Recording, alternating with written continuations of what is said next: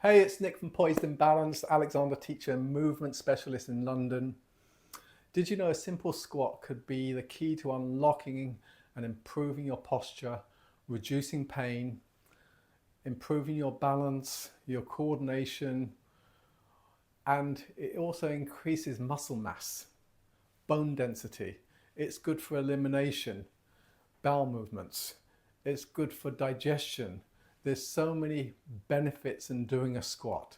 A squat a day will keep the osteopath away. But it's not so much what we do, it's the way we do it. So many people, when they're squatting and I watch them squat, it lacks sort of coordination, structural and biomechanically, that it's not working as well as it could do. So you're not using the body as efficiently as you could be doing it, and you're probably placing unnecessary tension and stress and strain on the system. And if we're doing that all the time, which most people do, they're using their bodies inefficiently, they're not really aware of what they're doing, and if you're not really aware of how you're carrying out these simple everyday movements, that will inevitably lead to joint muscular problems, tension, stress and injuries. So let's get into the squat. When you watch babies squat, they do it so naturally and easily.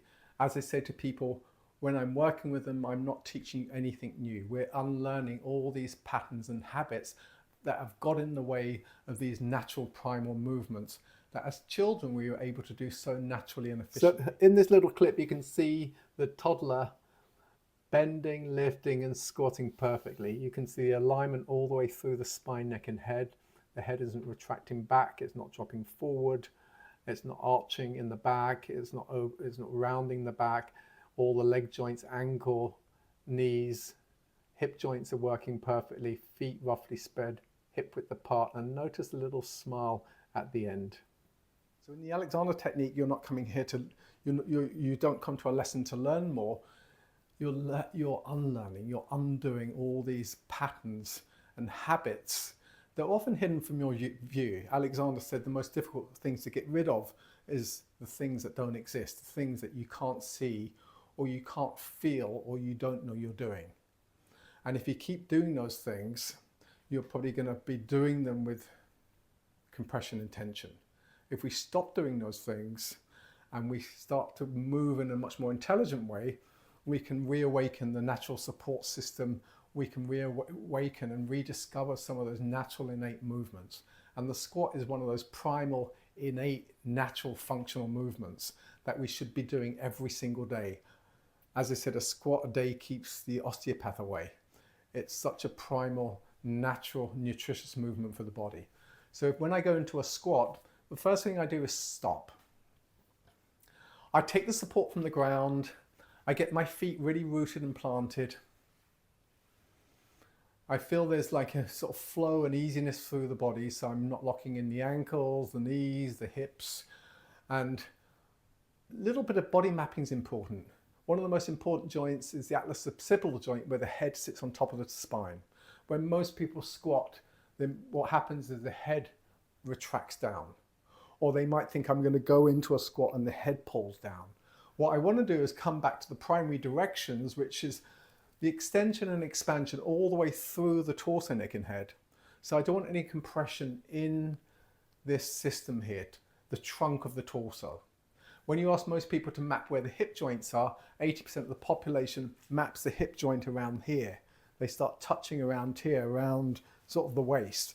It's much deeper. It's much, much deeper right down into the groin. And as a result of not really being clear about body mapping, that's another thing we teach in the Alexander technique. And it's amazing how inaccurate people's sense of where their body mapping and joints are. And that leads to inefficient movement, lack of coordination. So atlas occipital joint and the head mobilized on top of the tip of the spine, hinging in the hinge joint, making sure the knees are stacked up on top of each other. A lot of people, when they squat, particularly women, the knees actually pull inwards. And if my knees pull inwards, I get this sort of fallen arches and the whole system collapses. I can feel a pull down, and we live in that collapsed culture. Alexander said one of the worst inventions was the chair. When you look at traditional, less developed countries, they are all squatting. They're all sitting on the floor. And we need to do more of that sitting on the floor, more squatting. So that's stopping, feeling the support from the ground, the strong force of the earth coming up into my feet, awakening my natural postural support system, where I can feel I can stand there effortlessly. I don't feel the weight of the head.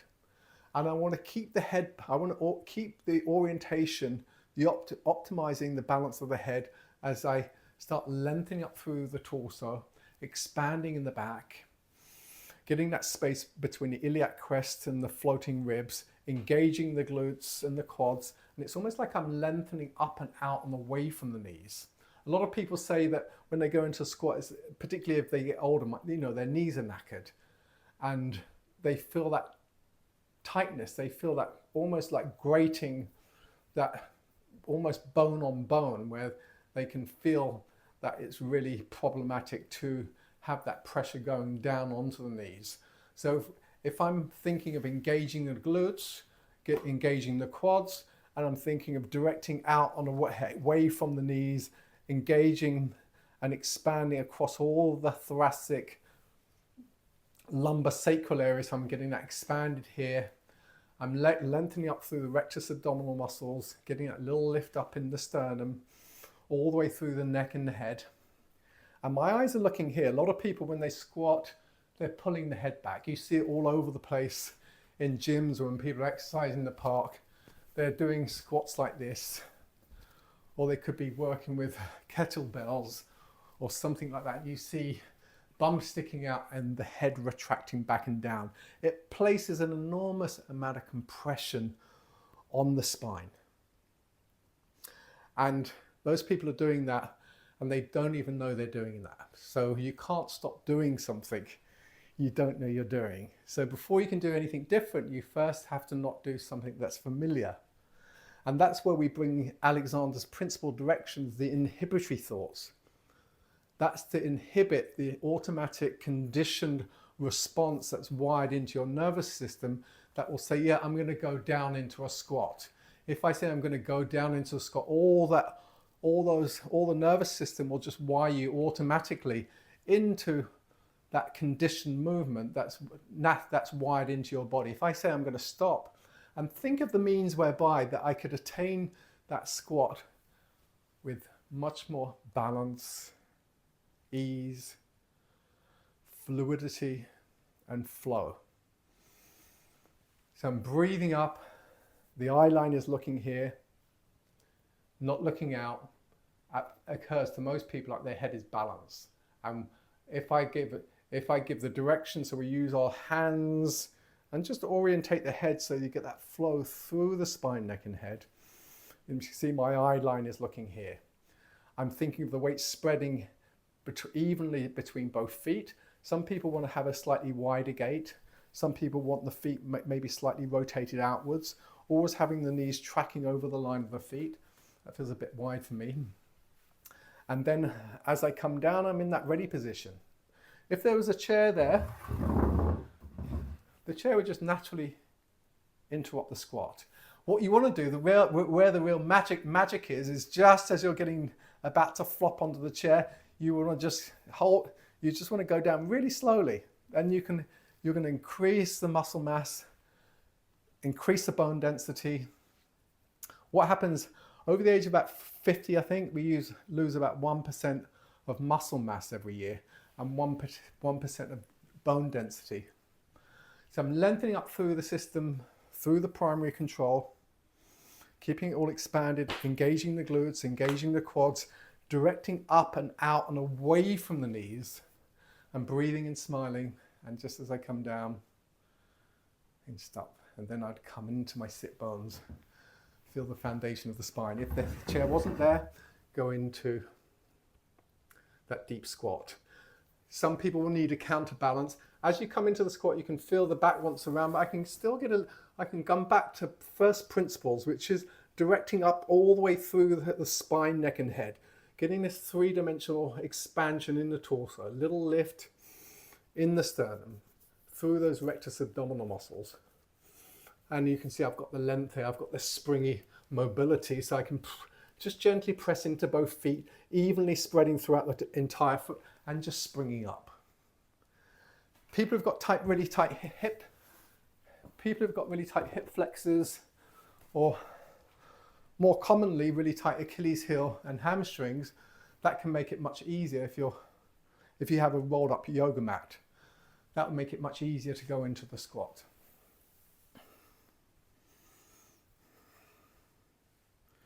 Practice a little bit often. A squat a day will profoundly really get all the antagonistic pulls of the muscles working. It'll iron out all the asymmetries in the butt muscles. It will just create much more mobility and strength. And another one is people who find it really difficult to get into a deep squat, is I often get them to place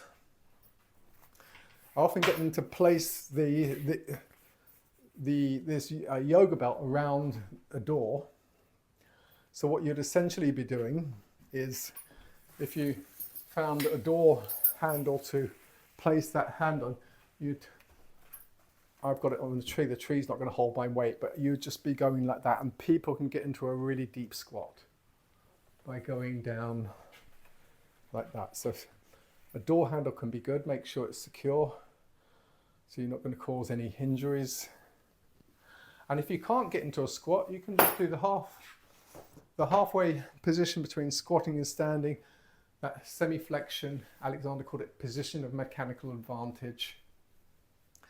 And every time you go into a chair, that's a halfway position. That can be just as effective as going down into a full squat, engaging those glutes. So I hope you found the video helpful. Practice a little bit often. You want to do these movements situationally. So if you're going into a cupboard, you're going into a fridge, washing machine, you can just go into your squat and say, that's what I'm looking for. Let me pick up this belt. So you're using that movement situationally. Bring it into your everyday activity, your repertoire of movements, so it just becomes an easy, natural movement. It's like me picking up this yoga mat. I can go naturally into a squat, so I'm maintaining that length all the way up through the system. It's a functional, healthy, primal, nutritious movement. So yeah, if any comments, any suggestions, place them in the comments, and I'll see you in the next video. Thank you.